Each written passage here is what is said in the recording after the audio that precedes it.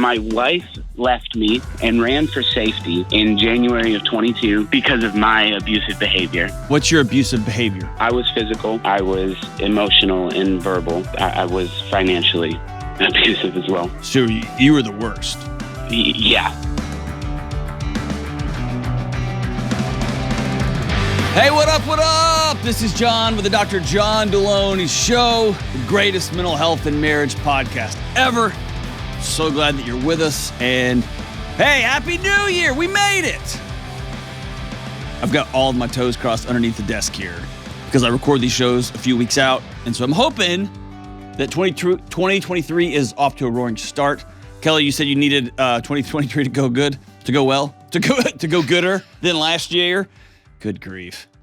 Yes, the end of 2022 has smacked me upside the head, so I'm looking forward to 2023. We're happy to have you back. Thank you. And on behalf of everybody, we're sorry about your mom. Thank you.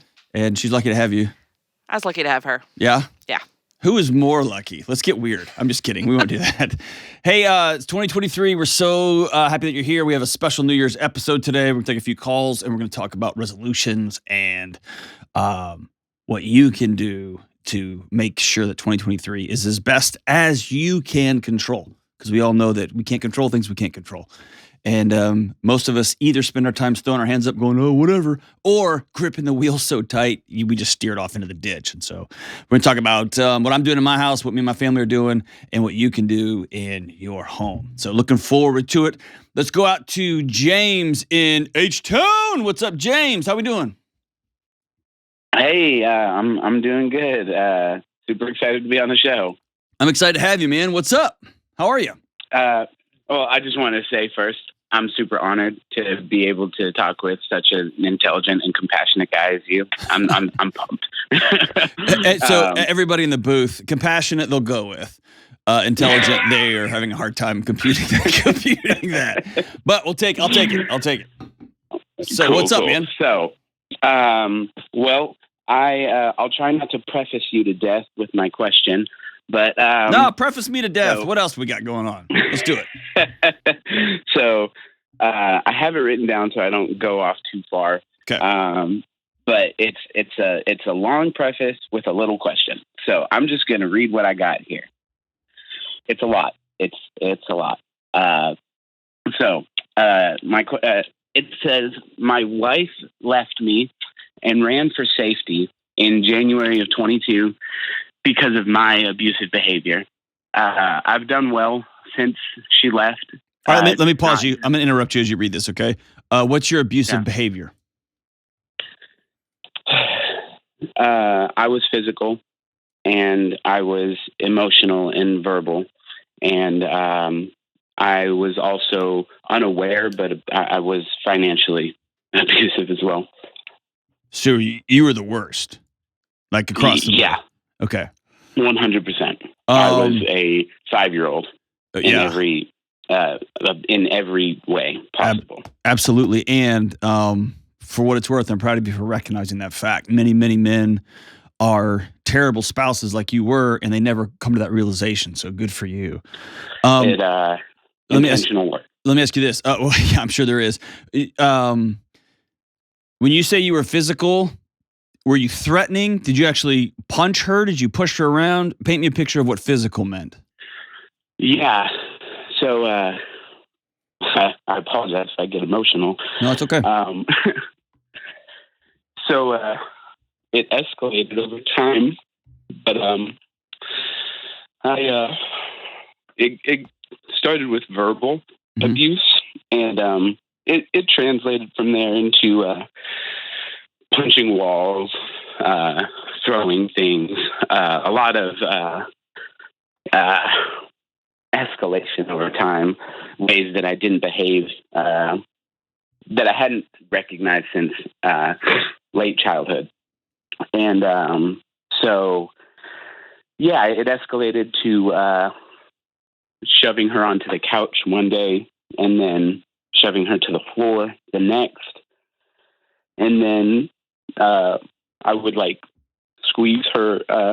I would put pressure on her legs because I didn't want to hit her, and it would leave bruises And then one day, probably not one, probably it was about 4 years into our marriage. It reached a pinnacle, and I slapped her in the face, and I spit in her face, and I shoved her to the ground, and just pressed my arm into her leg really hard. And thankfully, that was the night that she left and ran for safety. What happened in that moment that you responded in that way? What had built up to that moment? There was a lot of buildup. Golly, I was wanting her to come pick me up from a walk, and she couldn't find me, and so I got mad because she couldn't find me. She eventually found me, but I just wanted to walk. And mind you, I was in a deep.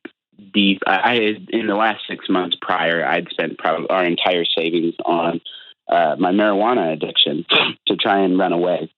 We moved back to my childhood town, and we were trying to adopt 9 children, and it fell through.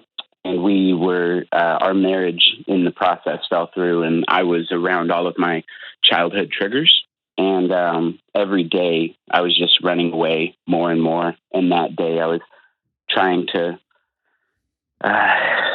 just get outside of myself in any way possible. And I got home after the angry walk home when she couldn't find me. And I just blew up and didn't know how to control myself in that moment. And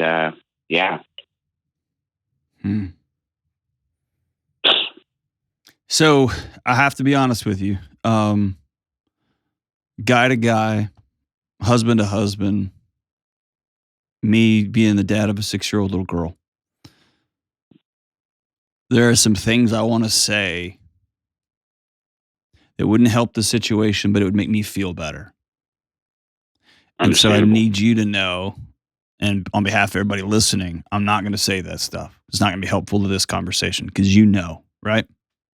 I know, and many people have told me. My mentor told me, and I've had lots of people tell me what I imagine you would want to tell me.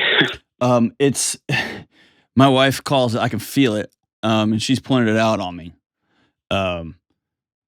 She recognized back in college, she would grab my arm and say, "We need to leave wherever we were. Like, we need to go right now." And I'd be like, "No, I'm fine." And she would say, she eventually told me, she wouldn't tell me my tell early on, but she would say my jaw clenches in a certain way, that you're about to get in a fight, you're about to do something stupid, we need to go right now. And I can feel it on me now. And so I'm not going to start a fight with you. I'm not going to try to be tough because we're just on a phone call here. What I want to start this call with is this, or not start this call, but I want to make sure I put this out there. You can be around childhood triggers. You can have some really cool expectations for your life, or some insane ones like adopting 9 kids. Thank God that fell through. Yeah. No, those 9 kids had no business going to an addict, abusive home, right? Yeah. I don't care how many triggers you are. I don't care which family members you're around. I don't care what childhood friends you end up. I don't care any of that crap. You have a choice to make in every moment of your life, right? Mm-hmm. Awesome. Okay, so you were abusive. Thank God your wife left. She took off on you as she should have. Are y'all divorced? I'm proud of her. It became official about 2 weeks ago. Okay, so it took about a year to go through the whole process? Yeah. Okay. About 11 months. Okay. All right. So I've had a bit of a road to Damascus experience, if you will. Okay. And I'll try to stay away from jargony talk, but you listen to this show. Yeah, be direct. I mean, what it says here. Well, I'm not going to read the script. It's what changes have you made in your life? So many, it's overwhelming. Rip them off. Let's go. Right. So I'm down since late February. I'm down 130 pounds. Wow. And it's not packing back on. It's intentional. I go on a daily 3 to 5 mile walk minimum. No, not minimum. I go on a daily 3 to 5 mile walk. It usually takes an hour to an hour and a half. I've read a lot of books. I have gotten sorted out in my moral values, and I've got a mentor who has poured his entire life into mine. I was able to, I quit my antidepressants cold turkey. Not advised, I know, but I was getting ready to go to a drug rehab facility for a year, and I decided I didn't want to do that. I wanted to try and find a different way, and it's turned out really well. I've impressed some people, but I don't care about impressing people. I just want to be better. I have been able to maintain employment for a long time, longer than normal. I have been able to 10 months. Yeah, that's not a long time, but it's longer than you have in the past, right? It's largely longer than most any other job I've had. All right, we'll go with that as a win. Keep going. I started going back to school to finish my bachelor's degree. Okay. I started my business back up. That was another thing that led to a ton of depression because I didn't have my business running, and I was just really futile, living an aimless life. And yeah, I've gotten my physical health in order. I've done well to get my intellectual side going. My spiritual health is really locked in the most over anything. And I'm just trying to learn how to overcome my traumas. I feel like the world owes me something. And, I often want to believe that the world owes me something and that I'm entitled to some help. And I'm not.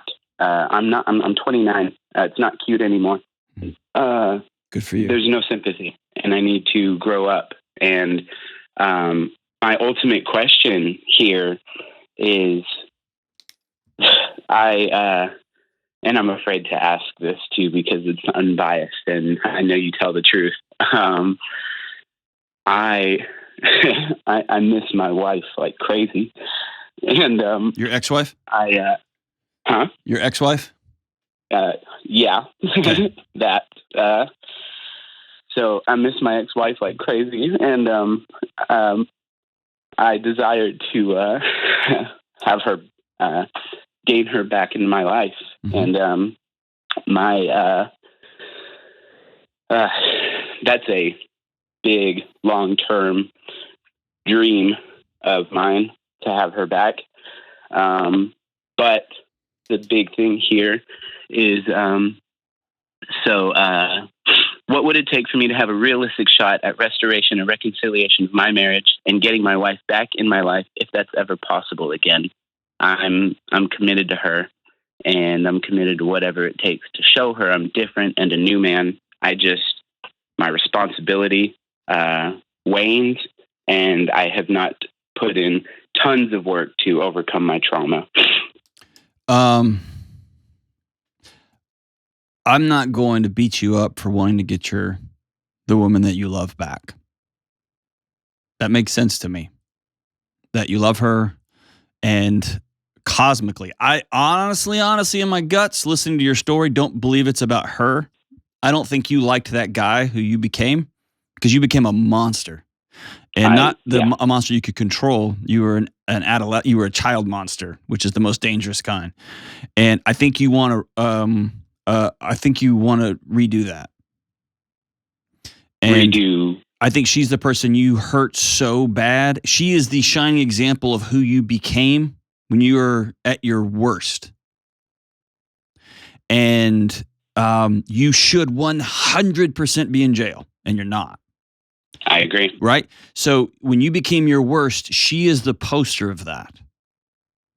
And so you want to go fix that and make that right. Mm. Okay. So I don't fault you for that, not even a little bit. Thankfully, that's not your choice. Yeah. You've impressed me greatly with the work you've done. Very, very impressive. This is a guy that fell over it's like one of those Wile E. Coyote cartoons. You actually fell off the cliff, and there happened to be like one squirrely tree growing out of the side of the cliff that your shirt caught on before you fell all the way to your death, and you managed to claw and scratch your way back to the top, right? Yeah, I also added. I forgot to mention that I did domestic abuse recovery program. I've Cool. been in therapy for the last 8 or 9 months. Cool.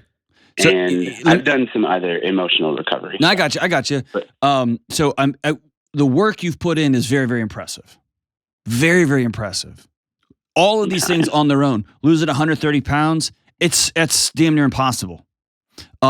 Choosing to have committing to an hour exercise program a day.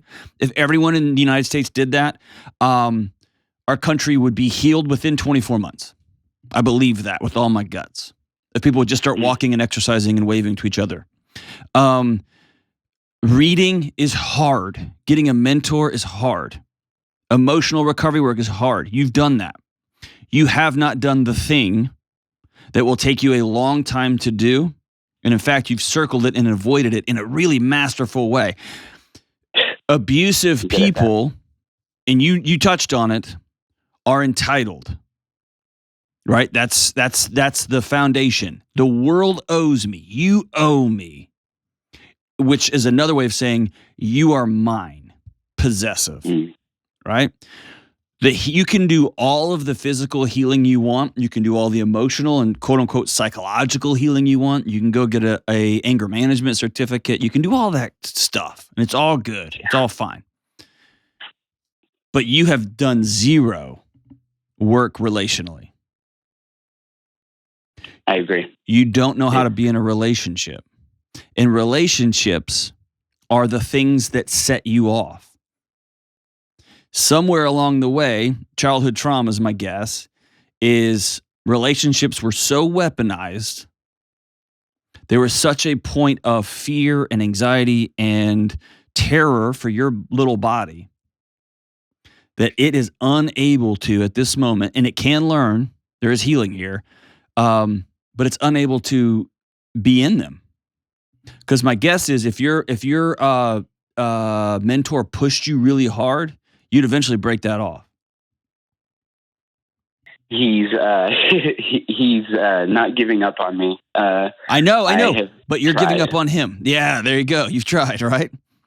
I met him through my church, and in my church there are it's my biggest struggle. I am tempted to say that I feel lonely often. Mm-hmm. My relationships suffer. I don't have a ton of. I have my gang of guys that I can go to and tell them anything, but I don't have relationships. It's my big struggle for sure. And your gang of guys that you can tell quote unquote anything to. Let me be real clear. My gang that's like that. Trevor and Michael and Craig and Kevin and Todd and John. If I called them and told them that I was out for a walk and I asked them to come, my wife to come pick me up, and she couldn't find me to the point that I choked her and shoved her to the ground and injured her, brother, God help me. Right? Yeah. So I'm calling BS on these guys you can tell everything to. I didn't have them prior. Okay. So you are practicing being in relationship. Here's all I'm telling you. Number one, doing all of this work with a goal to get back with an ex-wife who you were highly abusive to is not the point. Because all of this hinges on something that's out of your control, which is her choosing somewhat psychopathologically to get back into a relationship with a guy that's physically and emotionally and psychologically assaulted her over a long period of time. Okay? You have to do this because you're worth being well and stopping this madness from taking another inch of your family tree. And you still don't believe you're worth all of this. You don't. Some days I do, but not largely, no. Yes. The internal narrative is, I'm a piece of crap, and yes. I need to give up because it's been long enough, and nothing good has come from it. Well, good things have come from it, but not what you want. So just go ahead and give up. Incredible things have come from this, but not that core, which is the world owes me. Right. And you nailed it. The world owes us nothing. We all leave this thing in a box, right? Mm-hmm. All of us do. And so until you switch the dial from I'm doing all this stuff, and dude, you've done hard things. I'm doing this so that I can get my trophy back. Dude, I'm telling you right now, this ends in ash. If you do this because James from Houston is worth going to bed at night without any meds, James is worth sitting around with a bunch of guys laughing. James is worth getting upset and having a set of tools in his toolkit to not rage out on his poor wife who just was trying to find him and he gave bad directions. Or she sucks at reading a map. Who cares, right? Until you believe that, all of this is you just this is just a long exercise in white knuckling. That's what right? It feels like. It feels like a never-ending striving. You know why? Because you're still trying to achieve love, and you've been doing this since you were 6. Stop.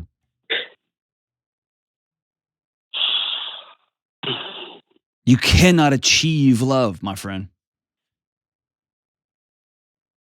You have to receive it.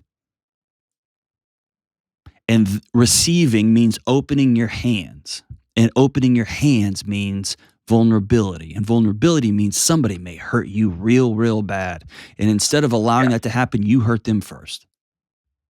And until you flip that over, my friend, you're going to be in a steady loop, de-loop of look what I did now, look what I did now, look what I did now, look what I did now.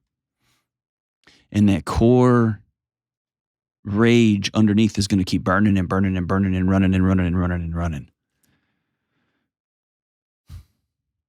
I'm stunned that I'm saying this.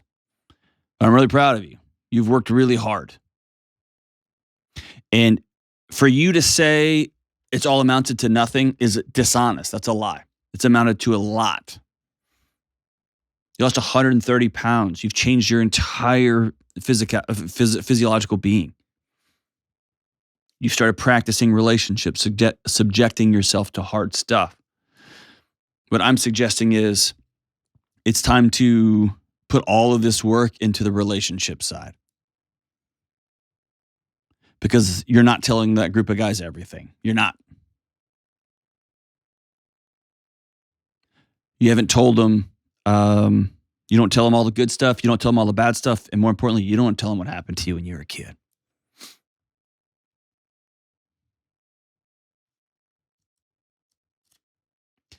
Grief demands a witness. The things that happen to you, you're going to have to look somebody in the eye and say them out loud. Somebody that could use them against you. And then they don't. And your body relaxes and breathes because it's safe for the first time in a long time. And that sense of safety, that sense of that allows other people to enter into your space further and deeper. And that's intimacy, that's relationship, that's love. So you're on the right path. You've made a turn that very few men make, and I'm proud of you. But getting your wife back can't be the goal here because you can't control what she decides to do with her life. All you can control is you. And hear me say this, and if you're watching this, I'm looking directly at the camera. You're worth this. Do this for you. Do this for your mini yous, M-I-N-I, the little Jameses that come down the road. They're going to be born one day. So that them and their spouses never experience this. Learn relationship and learn love. And maybe your wife will call you back, or your ex-wife will call you back one day. Probably not. Maybe. But that's not the goal. Loving you is. We'll be right back. Hey everybody, Happy New Year. Delony here. And I bet you're waiting for me to get all sarcastic and make fun of New Year's resolutions. And okay, it is funny to me that we give each other a mulligan for whatever we did last year because, hey, it's a new year, we get to start over. But I actually like New Year's, and I love New Year's resolutions. Intentional resolutions can help you define what's going to be true for you this year. And a great resolution we can all make is to prioritize being well. And that means creating healthy practices, moving your body, and here's the quickest improvement you can make, prioritizing sleep. Sleep is crucial for your mental and physical health, and good sleep starts with a great mattress. And that's why I recommend DreamCloud. And right now, DreamCloud is running an offer just for my listeners. Get 25% off any mattress plus $599 in accessories and an additional $50 discount when you use the promo code John Delony. It's one word. So go to dreamcloudsleep.com and enter promo code John Delony to get your new mattress today. All right, we are back. Let's go out to Melissa in Mansfield, Ohio. What's up, Melissa? Hi, Dr. John. Thanks for taking my call. Of course. Thanks for calling. What's happening? How can I help? I'm wondering at what point do I distance myself and my children away from my parents or keep fighting for the relationship? Whew. That sounds heavy. Tell me more. So about 10 years ago, my husband and I made the decision that we wanted to leave the Mennonite community and culture. And my parents didn't take it very well. And they said that I needed to still wear a covering to be welcome in their home. So we decided, okay, we can do that. And we did that for many years. We tried our best to honor that request. And then lately I'm just feeling like I'm done. I want to be accepted for who I am. And my sisters and I were in a prayer study time for a while, and I found out recently that my mom wants to not be part of it because I don't wear a head covering to pray. And I'm just not sure if I have the strength to keep fighting or if it's just time to walk away. So I'm going to say something really hard that you know innately in your bones, but I'm going to say it out loud, okay? Okay. Your parents have chosen their faith over you. Yeah. And so it's not a matter of you continuing to fight for a relationship. It's a matter of you accepting a reality and where it lies. And I'm not going to judge your parents, and I'm not going to judge you. Y'all have each made the decisions that have brought you here. Mm-hmm. If you feel that you can no longer wear a head covering, I applaud you from the depths of my soul because I know what that value costs you. And our values always cost us things, whether it's jobs or relationships or whatever. They always have a price to pay. Mm-hmm. And in a sideways way, I applaud your parents. They're willing to lose their daughter. Mm-hmm. That's one heck of a value proposition that they are subscribing to. Right? Yeah. What gets stuck in the crosshairs is you're just a girl who wants her mom. And mom is saying, I'll only take you if you dress right. And at the core of our guts, that hurts, man. And I'm so sorry. Yeah, it does. And you just want your kids to go play with their granddad like you have in that picture in your head around the fireplace. And granddad says, I'd love to, but you got to dress right. Otherwise, they're not Right. welcome in my house. Right. And that hurts bad, doesn't it? Yeah. And exhale, because I can feel it on you. Exhale out. It is. It just is. So there is no fight here. Okay. There's grief. Yeah. And grief is not something you do with your fist. Grief is something you do with your hands wide open. It is. Yeah. Yeah.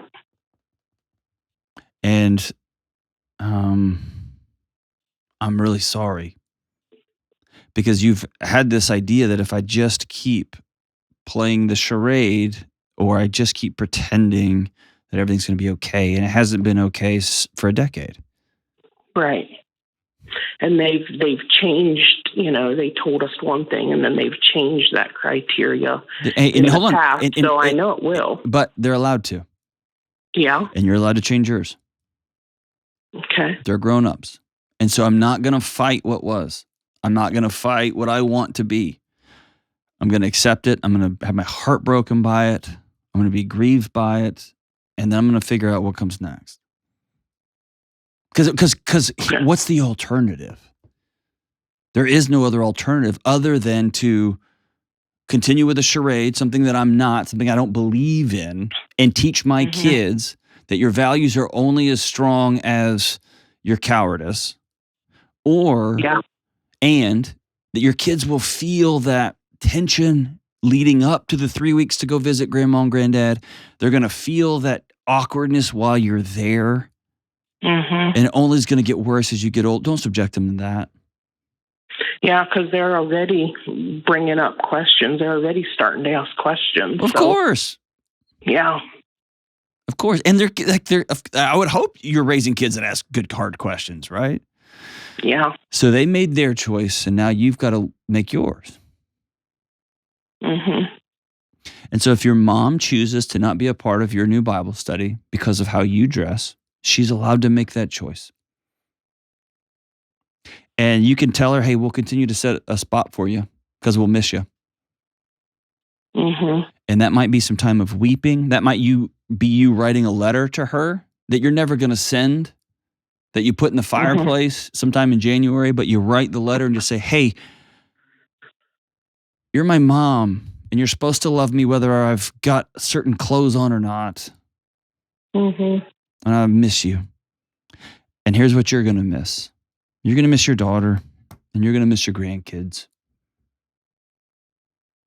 But I've got to find people that are 5, 10, 15 years ahead of us, me and my husband, that can mentor us, that can be there for our kids, because y'all are choosing to not. And that's their choice. Right? Yeah. I really, really hate this for you. I hate this for them. I can't imagine they want to be losing their daughter and grandkids. Yeah. So what comes next? Let them know that we probably won't be at their holiday get-togethers. Or maybe this year, you guys just let them know, hey, we're doing our own thing this year. Leave them out of the equation. This year, we're not going to travel. This year, we're doing our own, just smaller family intimate gathering. We wish y'all Merry Christmas. Kids can FaceTime grandma and granddad and call it. Make this about you. You're making grown-up choices. Fight's over. I'm putting my swords and my shield down. How do we explain it to our children? How old are your kids? 7 and 9. That's probably a little bit too young for them to fully grasp the gravity of things. And so I would let them know that this year y'all just made some choices that we're not going to go to grandma and granddad's this year. We're going to do Christmas at home. But why? It's just going to be best for our family this year. Okay. What are 2 or 3 things you guys want to do? And be very certain that on Christmas morning or whenever y'all do your time together with your family, you're going to be so sad. Yeah. Feel it. And let your kids know, I'm just missing Grandma and Granddad. Tell them I miss them this year. Why don't we go see them? It wasn't good. It wasn't good for us this year. Okay. At some point, you will have to say, I no longer buy into this particular parts of this religion, and I don't believe in wearing a head covering. And Grandma and Granddad said that either I wear a head covering or I'm not welcome in their home. And either y'all wear head coverings or y'all aren't welcome in their home. And I chose to follow my beliefs and my values. And at some point, you have that conversation with them, probably closer to 11 or 12. Okay. When they can fully grasp it. And I think you do it not out of spite or hatred and your grandparents stink or whatever. No. Right. I mean, they think this is an eternal decision they're making. They wouldn't stake their relationship with their daughter and their grandkids if they didn't think that. Right. So cool. I'm not going to fault you for it. But I don't have to participate because I'm an adult. Mm-hmm. See what I'm saying? This is the language of somebody who has stopped the war. Okay. Okay. And this is going to, by the way, you've been fighting for a decade. You're going to have to learn a new identity. You haven't lived in peacetime. Correct. You don't know how to live in peacetime. And my guess is your mom has been, oh, geez. Y'all have been fighting for a lot longer than just 10 years. Is that fair? Yeah. You don't know how to live in peacetime. So I want you and your husband to go spend some time mapping out what a peaceful life is going to look like. Let's build this thing and let's try to lean into it. Let's just don't wander off into the desert because you're going to run out of water. Uh-huh. Is that cool? Yeah. Hang on the line. I'm going to send you a copy of Own Your Past, Change Your Future for you and your. I'm going to send you two of them, both for you and your husband to read together. And y'all can highlight your own, keep by each other by the bed. And then you can walk through, all right, in this upcoming new year, what do we do? What do we do next? After we have to own, here's what has happened. Here are the stories we were born into, and here's the stories we're not carrying with us anymore. And by the way, if you're listening to this on January 2nd or after the new year, I realize that sounds pretty strange because we record this before the Christmas holiday. And so you may have already endured Christmas holidays or are experiencing the back half of your first year of boundaries.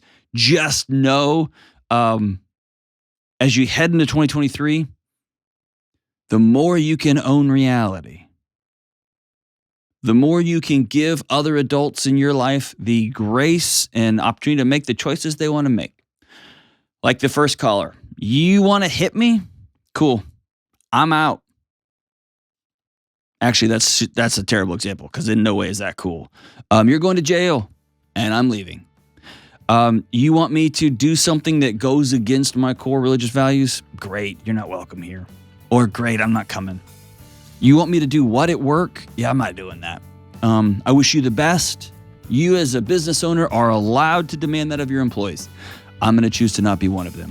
And I may not be able to choose it right now, but I'm going to spend the next 18 months working 3 jobs or 4 jobs and getting myself in a position so I never, ever have to take this again.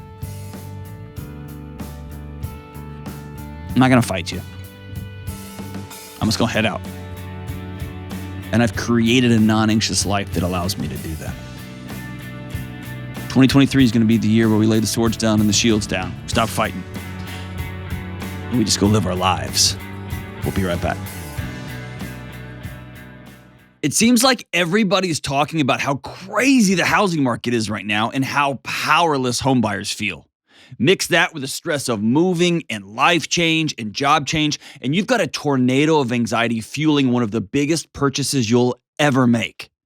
This is not a good idea.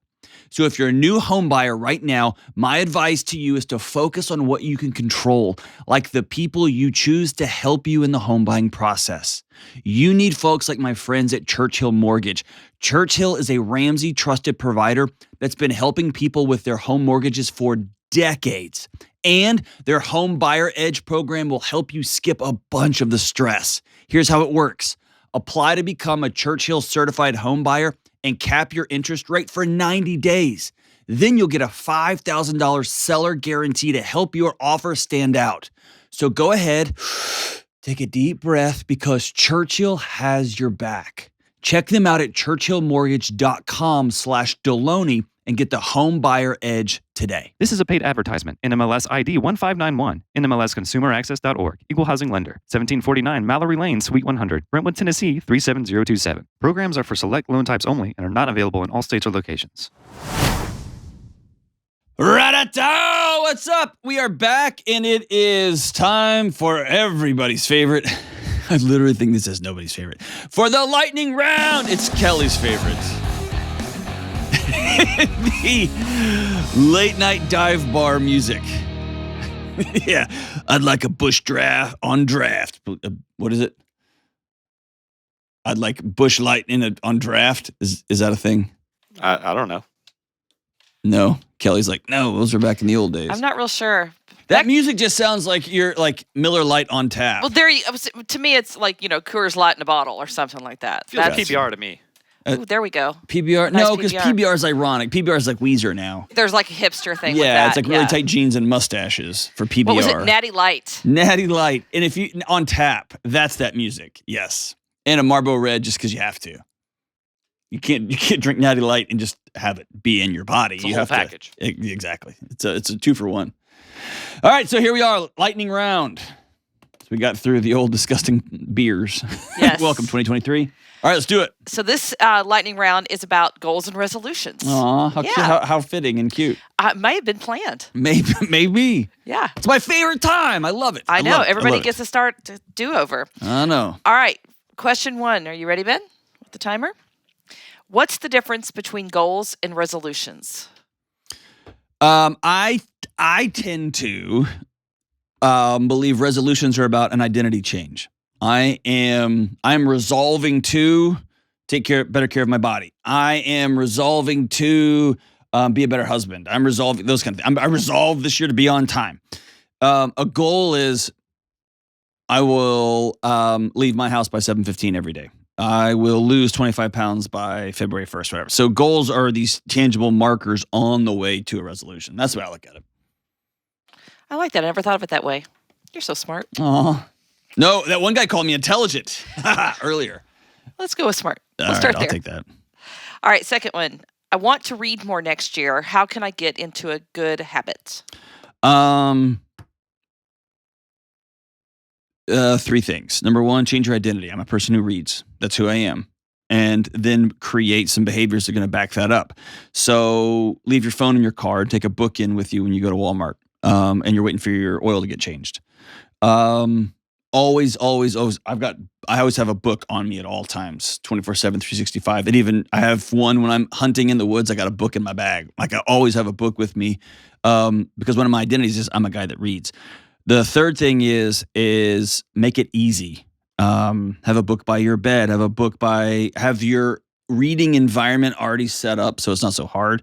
And then I think the fourth thing would be even if you can only read half of a page a day, you're eventually going to get through a book. And so just because you don't have 2 hours to read, or I was going to read an hour this morning, then I got up late, cool, read for 5 minutes. Just read every single day. And over time, if you're a reader, you'll get through more books and you'll begin reading more and more and more. You'll create that space. Practice, that's a better word. Awesome. Best advice for new dads going into the new year? Man, the best advice I could give new dads, the advice that saved me was not a hack or not a, hey, you should. It was getting a couple of dads who were 5, 10 years ahead of me, 15 years ahead of me, that I could call and reach out to and ask questions about. The second thing is your experience as a dad is very different than your partner's experience. So listen, stop explaining your experience as the only experience going on in your home. Somebody else is having a totally radically different experience. So commit to listening. So get some mentors, get some people, just some friends who are further along down the road. They'll roll their eyes and laugh at you, or they'll be like, that's not a big deal, or no, you need to stop that right now. You need to get on that one right now. and start listening more. Ta-da! Yay. All right. Every year I set a goal to work out more, but I never stick to it. How do I actually follow through? My workout, I can just say about me personally. It shifted when I had it was a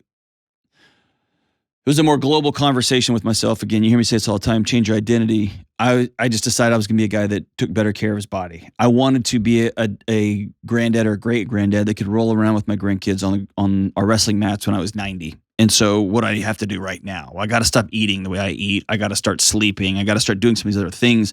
And so exercise became one piece of a much larger puzzle. It wasn't that I was just like eating McDonald's every day and I was staying up all night and I was late everywhere and then I tried to add working out. That never works. It had to be a part of a bigger shift. The second thing is it didn't really change for me until I got some things at my house that I could do. And for me, it started with a jump rope and a couple of kettlebells, maybe some dumbbells. And then I moved on to like a squat rack I got off Craigslist. And then I moved on to another thing and then another thing. And now I've got a whole set at my house. But I made it really easy. So if I could just do 5 minutes, I'm just going to go do 5 minutes. And that morphed into what it is today.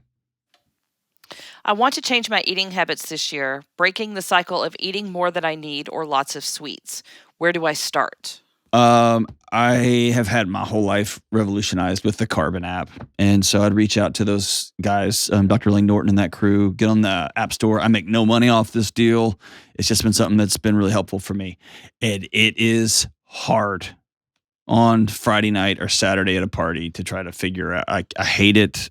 Like I not only hate the app, I hate learning how to be intentional about what I eat. But until you change what you measure, right? And until you track and measure what you're actually eating all the time, it's really hard to be like, I'm just going to think about eating differently. You got to actually follow it. And Carbon app is the best of the best of the best.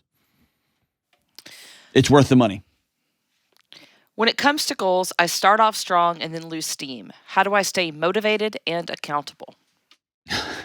As you're asking that, I was going to say, have some people that keep you accountable in your life. And this is from James Clear. You're only as good as your systems. You can't always rely on your goals. You're only as good as the systems you've set up for yourself. And so if every day you get off of work and you don't have dinner plans already, or every day you leave for work and you haven't meal prepped, well, you're at the mercy of your calendar, of whatever they're cooking down in the cafeteria, what friend comes by and says, hey, let's go get lunch somewhere. You're at the mercy of everybody else. And so you're only as good as your systems. And so if you want to change the way you eat, you just got to start if you want to change your goals, you just got to be highly intentional about the systems you set up to make those goals very easy. Going back to talking about reading, carry a book with you everywhere. It makes wanting to read more so much easier if you always have a book on you. What happens when you reach the goals you've set and then you feel lost? That's usually somebody that's it has not gone with the identity shift. They've just made a bunch of goals and they thought, when I cross the finish line, then my dad's going to call me out of the blue and say, you know what, I'm proud of you. When I finally make six figures, I make $100,000 in a year. Then my old high school girlfriend's going to call and be like, I never should have left. And you'll be like, I know. And I'm going to hang up. As soon as I finally lose 40 pounds, then finally that old boyfriend is going to call and be like, I saw your photos on Facebook. That's never going to happen. That actually might, because men are disgusting. But like, there's this idea that when I accomplish a set of goals, I'm going to feel a certain way. And it simply doesn't play out like that. The data says that so many attorneys who make partner actually have a fall off. They feel like, I gave up my 20s and 30s for this. Like, this is what I gave up for. And so shift your identity first. This is who I am, and here's why. And that has a much longer. Then you're on an adventure. You're not just trying to hit a marker. Does that make sense? I feel like I was rambling a little bit on that one, but I hope that makes sense. I think it does. Okay. Yeah. All right. Although we did think that when your ex-girlfriend calls you and says she never should have broke up was very oddly specific. Hey, listen. That's for another episode. I haven't run that by my wife. I can tell those stories yet. One day. All right, next question. How do I help my teenagers learn to set goals? Oh, there's just one way. Teenagers watch you. And so if you are a disciplined person who creates identity, I would suggest everybody start this new year with an identity board. Here's who we are as a family that goes on the board. I mean, somewhere in your house, it's prominent. Here's who we are. And then they watch you live them. And then you provide opportunity for them to live into them as well. But until they see you do it, I mean, you're just, I almost said pissing in the wind, but I thought better about it. And so I didn't say it. Ta-da. Apparently, we need to work on how microphones work. Anywho. All right. Anywho. How do I encourage my spouse to stay on top of their goals? If I was your spouse, I wouldn't want to work on my goals if that was your attitude. Honestly, you can't. You can't. You can only control you. You can be very disciplined in taking care of yourself and making sure that you are creating space where people feel where their needs are met. I guess the one thing you could do, and I'm thinking this out loud, you can ask, what do you need from me to make it possible for you to be able to do the things that you need to do to stay well? And so I've got a series of things in my house that I keep. Like if I see dishes in the sink, then I try to just stop what I'm doing and just knock them out, because I know that gives my wife not only 5 minutes of doing the dishes, but it gives her 10 minutes of thinking about it. And then she has to schedule it between grabbing the kids and doing it. And so it ends up, the domino effect ends up opening a lot of her day. So what can I do to help meet your needs so that you can help take care of yourself? But other than that, I can't make anybody. Nagging, complaining, those things never, ever, ever work. In fact, they cause the opposite. All right, last one. What are the goals you and your team have set for 2023? What are y'all's goals? Checkmate. Everybody looked down like, it was like the math teacher, like, all right, we're going to talk about equations. And everyone just like looked at the floor, hoping they don't get called on. Am I going first? I'll go first. Okay. I never really do goals. Maybe it's just because I've never you are stuck the with associate them. producer of this show now. You have to. I know. Okay, I have to. let's throw goals out. Okay. Well, I have one in my mind of what I want to do. Okay. It's just the following through part that I always trail off. You know, I'm in that group of like, oh, I set big goals January. Come February 1st, they're gone. Okay. So we'll see. But I have never really had like a nightly or a morning routine. And I find that I just feel tired and dragged through the day because like I get up in the morning and I just hit snooze like 10 times. And then I get up and I rush through getting ready. I don't eat breakfast and I go out the door. So I'd like to develop some sort of structure where I have like, okay, by this time I'll do this. And then I eat breakfast because, you know, apparently that's important. And see if it helps my my energy levels throughout the day. Mm-hmm. That's a pretty long goal, I guess. So what if we, instead of focusing on that goal first, what is an identity that goes beyond that? I don't know. Like, I want to be the best version of myself I can be. I'm a person who shows up at work ready to go. Yes, I think so. Because I find myself in the boat of like, I get here like 8:05. You know, like I just want to be able to be somebody who gets to work at a prompt time and I have like a set schedule. But you see how all those things work together. So yes. Maybe it's, I am a person who wants to show up at work ready to rock and roll. And so Perfect. Backing that up, we all know that like hitting snooze has a whole biochemical cascade that just it ruins your day. Yeah, it really does. It does. And so does not, maybe for some of people not eating breakfast and not exercising and not whatever the series of steps are. Right. But I'm just the kind of woman who shows up ready to rock and roll. That's a new Jenna. Do what? We're going to be clipping that. I'm just the kind of woman that shows up ready to rock and roll, by the way. That will come back to haunt you. John Delony. That's on the internet. It's now on the internet. Yeah, we already put it up there. Out in the world. Awesome. All right. Anybody else?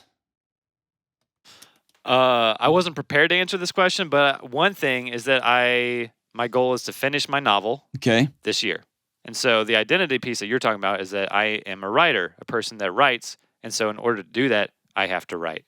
Because writers write every day. Yes. And so like George R.R. Martin, he's written great stuff. I don't consider him a writer because he doesn't sit down and write. You know what I'm saying? We're still waiting on that 10th book or whatever. Yes. Stephen King writes 2,000 words a day. Every day. And so he's a writer. He's got a new book every day. That's right. Every there day. you go. So in 2023, Ben is a writer. Yes. Fantastic. Yes. And I'm manifesting it. The lead singer of Dump Button. All right. Ours has been, or mine, my husband and I have been working on changing our identity around health-wise. Mm-hmm. And he's had some health issues that have affected our lives and our marriage. Mm-hmm. And we have decided we really want to change that. So we want to be a couple that is healthy and that travels, and that we'll have an empty nest here in about 2 years, somewhere in the next couple of years. And we want to be able to go and do things and not be held back by that. So we did what you talked about earlier. We have outfitted our bonus room upstairs for everything we need, with weights and the rowing machine and all of that stuff. And we're slowly starting to do some things. The last couple weeks have kind of knocked us off kilter a bit. So just being intentional about our habits and supporting each other more in that, which we haven't always done.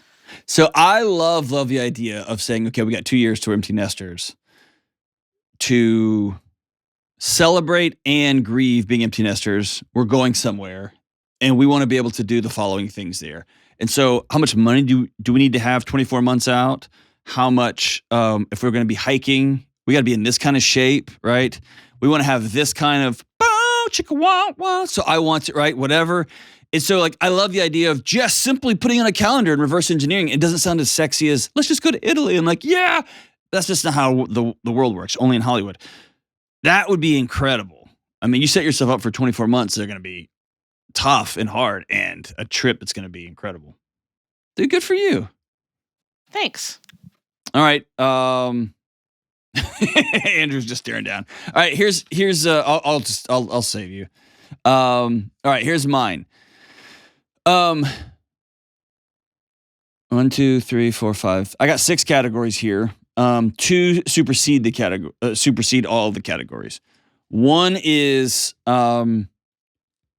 pathologically, insanely on time, always, forever. I'm making that my number one priority. And so I have to reverse engineer every other part of my life to go through that funnel. Weirdly, that means that I have to turn my phone off the night before, and I can't turn it back on until I'm at work because I just find myself down a vortex, et cetera, et cetera, et cetera. I will have to be pathologically on time. That means I'm going to have to be very early to things for a long time until I practice and learn. The second thing is simplicity, anti-clutter, anti-chaos. As I've been working and writing this new book on creating a non-anxious life, I keep coming to the literature that talks about how clutter and all the crap we have at our houses just are burying us. How much we always have headphones in our ears. All those things. So anti-clutter and anti-chaos, simplicity. Next is more adventures. And that's everything from concerts to late night trips to hunting trips to travel.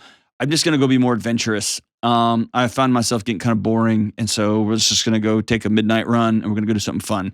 Loneliness. I found myself really lonely after all the travel and writing this year. So friends, connection, doing things with new folks, making new friends. My wife and I have some internal, we want to continue to be the best married couple we can be. And so we're going to have some very direct goals about sex and intimacy. And that means we talk about it openly, which is kind of part of the fun. We have some financial goals, some big things we want to buy and save for, et cetera. And then for work. And I guess the goals for our team, man, to blow the lid off this show, off both the podcast and the YouTube show, and to make some really remarkable leaps in how many people we're able to just serve and help across the globe. And the show's just grown like crazy this year. And that's 100% thanks to you all listening. And the goal now is to start 2x, 3x, 5x, 10xing it all. And we got some cool things coming down the way that I think are going to get us there. So thank you so much for sticking with us. This is the New Year's episode. Who are you going to be this year? Who are you going to be? And what are the things you're going to do on a daily basis, a weekly, monthly basis that are going to get you that are going to direct you towards the person you want to become? We'll be right back. It seems so easy, but most of us way undervalue real, genuine relationships. our friendships, our marriages. We don't know what we're doing, and instead of diving into the mess, we accept shallowness and distraction, and we wallpaper over our loneliness. So let me say this boldly. You cannot be well alone. You've got to get connected to real-life people and have deep, powerful relationships. I'm talking about relationships where you can be honest, where you can open up, where you can share hard things, and you each know that you'll still show up for each other.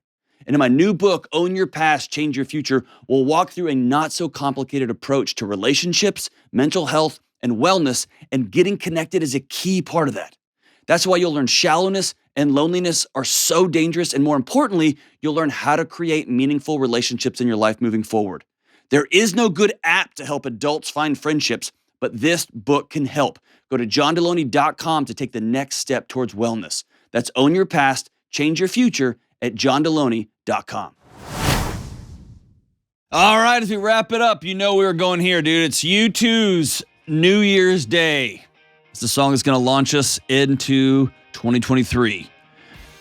Song goes like this. All is quiet on New Year's Day. A world in white gets underway. I want to be with you night and day. Nothing changes on New Year's Day. I will be with you again. Under a blood-red sky, a crowd has gathered in black and white, arms entwined, the chosen few. The newspaper say it's true, and we can break through. Though torn in two, we can be one. I will begin again.